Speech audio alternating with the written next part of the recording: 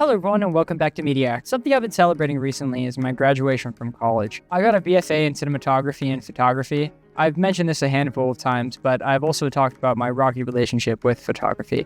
At the end of the day, I love photography and I believe that it's an amazing art form. Another form of art that usually isn't actually considered art is video games. Sure, video games are a great form of entertainment, but that in itself is art. I studied art in college and a lot of the time I can get pretty far into preachy, pretentious rants. So I'm going to try not to do that today, but video games are art. You don't see it as much as you used to. Look at Call of Duty, for example. Their yearly release schedule not only allows the games to release unfinished, but also lacks the creativity and intense stories as the older games. I would be gritting my teeth to call Call of Duty Modern Warfare 3, 2 art. However, a genre of games that have continuously impressed me and showcased how artful video games can be is indie games. Something we made is a small studio that is relatively new. And they created art. I'm going to bring it back to the beginning for a sec. Something that made me come to terms with my love of photography were these walks I would take most days in college. Most of my day was spent inside, especially after I started making YouTube videos. My senior year was spent in classes, working on my capstone in my room, working on homework in my room, and making YouTube videos in my room. It was draining, and I hated it. To work around this, I would take a walk around my campus every day at sunset. I would bring my camera and do a full lap around my beautiful college. Initially, I started doing these walks because I liked outdoors and I liked hiking.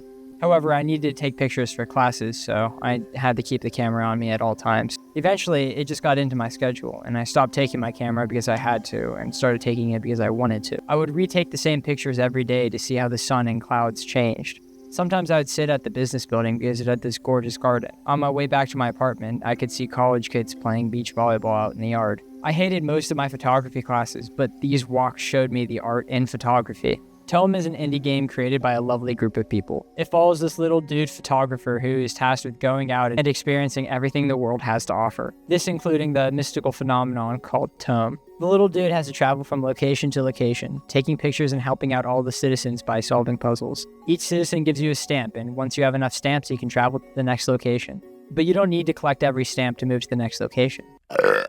There's a little DLC expansion where the little photo dude travels to a tropical island and solves more puzzles. Something we made, the devs, met in college and always wanted to make games that focused on an art-first and non-violence experience. Thus, the idea for Toem spawned. Being their college thesis, well, it was actually Lucas and Elias's thesis. Nicholas was a year above them, so he had a different thesis. However, the original Toem looked quite different from the game we know and love today. It originally started as a point-and-click adventure game. However, the team struggled with coming up with good puzzles for that style of game. Later, they thought rotating bridges was the right playstyle. Then they thought about drawing power lines, but that didn't fit either. After 4 different attempts at Toem, development was halted. They just didn't have a plan. And then it hit them. They wanted to focus on making a world to explore and made a much larger emphasis on playfulness. Eventually, they drifted from the idea of a puzzle game to the thought of making a pop-up book.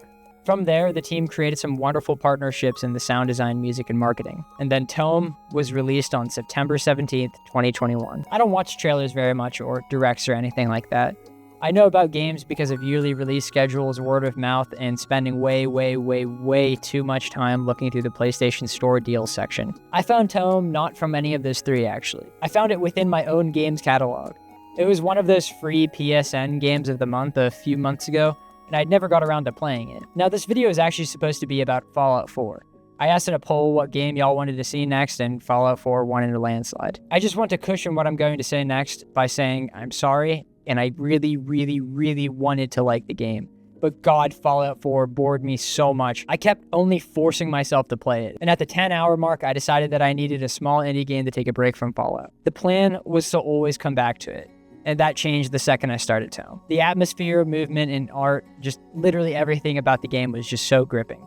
It is the most coziest, most adorable, and just freaking amazing. The game has a stun lock reset. I never had the issue where I was stun locked, and I never understood how someone could get stun locked in this game, but it has a reset. Every single video game on the planet should have that button. There are so many games that I've tried, got stun locked early, and then dropped them and never touched them. I'm aware that's not the game's fault a lot of the time. Glitches happen, but that's precisely why they need the button. The button isn't a gameplay requirement, but it's there to ensure that the gameplay experience doesn't have to unnecessarily be interrupted. Something we made. Whoever put that in the game deserves a raise. SWM curated a game that's entire focus isn't on selling as many copies as possible, but to make the player do what I did my senior year of college, to calm down and take a walk. I had a lot going on this week, and it was pretty stressful. Something that kept me going was that I was going to come home to an hour or two of the most relaxing game I could play. This is going to sound stupid, but I feel like I slept better whenever I played Toem.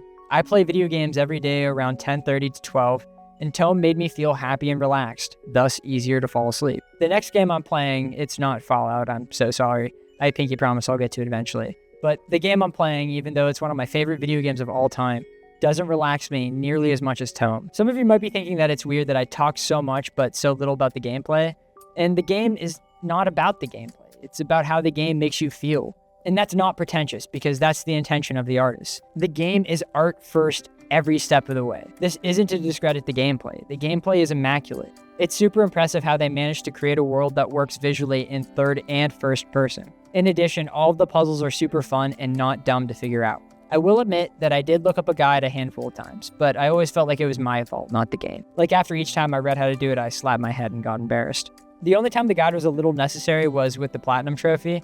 I'm not sure what the award for getting every trophy in the game is called for PC and Xbox, but it's Platinum for PlayStation. Back to what I was saying. Some of the trophies were a little hard to decipher, but I wasn't upset when looking them up because a Platinum is only for the hardcore players. The general audience won't get annoyed by looking for the hard trophies because they probably don't even know that the achievement exists. The only legitimate complaints that I have is that there's 2 stamps in the woods that irk me a little bit. They both can't be completed in that level, and there's no indication that you have to keep moving forward. For a lot of people, this isn't a problem, but I like to finish everything on a level and then move on. I don't like backtracking all that much, so I try to do as little as possible. I spent like an hour looking for 3 monsters and what the hell that one ghost was referring to.